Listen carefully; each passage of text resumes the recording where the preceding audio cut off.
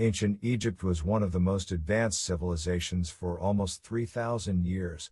It started out as small settlements on the banks of the Nile and grew into larger kingdoms.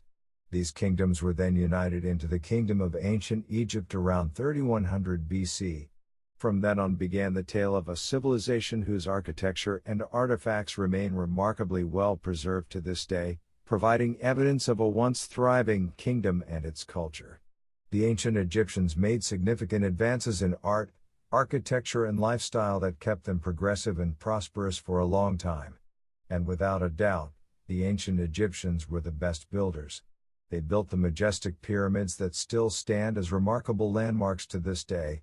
But ancient Egypt is not only known for its pyramids, there are many other contemporary facets that make it stand out. Here is a list of the top 10 facts about ancient Egypt.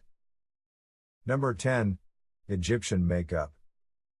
These days in most cultures, makeup is more commonly used by women than men. But in ancient Egypt, both men and women used to apply full-on cosmetic makeup in their daily lives. In those times, the concept of beauty was not limited to one's appearance, it was also a sign of holiness. The ancient Egyptians assigned spiritual meaning to even the simplest aspects of life, and the use of cosmetics, being a popular routine practice, was no different. They rubbed oil and unguents on their skin for protection from the heat. A red ochre paste mixed with water was applied to the lips and cheeks using a brush, and they used to paint their fingernails yellow and orange. They paid special attention in detail to the makeup for their eyes. They would apply dye over both upper and lower eyelids and would also add a line that extended from the corner of both eyes to the sides of the face. It was their belief that wearing elaborate makeup would give them the protection of the Egyptian gods Horus and Ra. Number 9. The Great Sphinx. The Great Sphinx is one of the grandest monumental sculptures in the ancient world, and it bears the head of a human and the body of a lion. It is said to have been carved out of a large slab of limestone from the bedrock of the Giza Plateau. Ironically, being one of the largest single stone statues in the world, the Sphinx's full body was only made visible in 1905, when an excess of sand that covered it was cleared away. It has a rich history and resonates with a once blooming civilization. Even more fascinating is the mystery behind the ghastly corrosion on the Sphinx's face, which has taken place despite the superior quality of stone used for the head. The nose is entirely missing, and legend says that Napoleon's soldiers hit the Sphinx with a cannon and blew off the nose, though early sketches of the Sphinx show it without the nose well before the Napoleonic era. Number 8. Egyptian board games. The ancient Egyptians enjoyed passing their time playing board games. In fact, there were a number of board games like Mayan and Mancala, but most popular was Senet. It was a hieroglyphic board game played in ancient Egypt as far back as 3100 BC. Even Tutankhamun had a copy of the Senet board in his tomb, untouched for 3,000 years until modern archaeologists found it. The game of Senet involved 2 players at a time. It was played on decoratively carved boards like the one in King Tut's tomb, or simply on a board drawn on the ground. The board would consist of 30 squares drawn out in 3 rows of 10 squares each. Not all the squares were carved with hieroglyphs. The carved hieroglyphs were symbols that represented good or bad omens and changed the course of play accordingly. Number 7. Organized labor. Many pyramids were built in ancient Egypt, so it is fair to say that an extraordinary number of workers were deployed in their construction. But the belief that all these majestic pyramids were built by slaves or prisoners is a baseless misconception. They were actually built by regularly paid workers. In fact, historians believe that given the sheer scale of labor and engineering skills required to build structures of such a massive size, at least 2 types of construction teams might have been deployed, both accompanied by a skilled, permanent workforce with royal stature. Laborers were paid in terms of regular rations. Most of the workers were valued for their skills, regardless of their background. Workers who lost their lives during the construction of the pyramids were honored and buried in tombs near to the great pyramids that they were building for their pharaohs. Number 6. Tutankhamun and the Cursed Tomb. Ancient Egypt saw the rise and fall of many popular pharaohs including the likes of Khufu, Sneferu, Amenhotep, Ramses III, and Akhenaten. But the only known surviving and intact royal tomb is of the rather famous, or infamous, Egyptian king Tutankhamun. It is such an irony that a boy king would become the greatest royal treasure from ancient Egypt, a pharaoh whose rule saw nowhere near the accomplishments of many of the other great Egyptian kings. King Tut's tomb offered a golden opportunity to modern historians to study a pristine mummy of an Egyptian king that had remained well preserved for more than 3 millennia. And then came the legend of the curse that would befall anyone who dared to open the tomb of King Tut.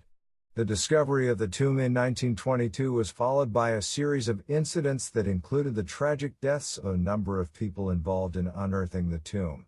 Nevertheless, it was Tutankhamun's tomb that helped modern society unravel the details of the new kingdom of ancient Egypt. Number 5. Cleopatra VII.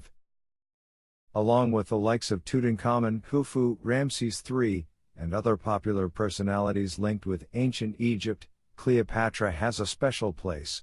But even though she was born in Alexandria and eventually went on to become the last of the Egyptian pharaohs, she was actually descended from a long line of Greek Macedonians. In fact, she had a direct association with the Ptolemaic dynasty that ruled Egypt from 323 BC to 30 BC, a ruling fraternity whose cultural roots had a noticeably Greek flavor. A clever tactician, she had her half-sister killed to eliminate any possible threat to her ascension. She also had an affair with Julius Caesar, a relationship that proved to be fruitful as he significantly aided her in her quest to become a pharaoh. Even her burial is the stuff of legend. It is said she was buried by her husband Mark Antony somewhere in Egypt, but no one knows the exact location to this day. Number 4. Egyptian Hieroglyphs. Egyptian hieroglyphs were the formal writing method used by the ancient Egyptians, a writing system that was basically a combination of icons and native alphabetical elements. We are used to a writing system based on 26 letters, but ancient Egyptian writers and stonemasons used more than 2,000 hieroglyphic characters. One of the oldest writing systems to have existed in the history of human civilization, hieroglyphs were used to represent common objects from daily life. The origin of Egyptian hieroglyphs is pretty obscure, even more so since there is no historical evidence of a previous writing system on which it could have been based. Most often, the hieroglyphs represented the sounds and other perceptions of objects from daily life. Even though the hieroglyphic structure seems rather complex, they are further divided into 3 categories. Understanding its system is relatively straightforward. Number 3. Gods, goddesses, and demons.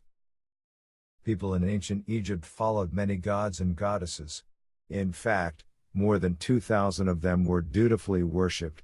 Each of these gods and goddesses had control over a certain facet of daily life. Some deities were responsible for creation, some brought the annual Nile flood, and some offered protection from evil and ill. They truly had gods for everything. The demons were considered superior to humans, but not as powerful as the gods and goddesses. The primary gods represented the essential aspects of life. Amun-Ra was considered the king of all gods and goddesses. Anubis was the god of death, and it was he who took care of the mummification of the dead. Probably the most significant deity was Ra, the god of sun and radiance. Number 2. Egyptian Afterlife. Ancient Egyptian religion puts great emphasis on the journey beyond death. Death was not the end of life as it is, but a mere point in time when the dead waited to be revived. They truly believed that eternal life could be attained even after death, depending on the judgment of their gods. They would mummify the bodies of their dead relatives and loved ones to make sure they were able to use their bodies again once they were revived in the afterlife. The biggest believers in the afterlife were the pharaohs, who went on to build the most majestic of tombs for their burial, the Great Pyramids. When they died, their bodies were mummified using the most elaborate of contemporary embalming methods, and then they were buried along with large quantities of luxury items which they could use in the afterlife. Number 1.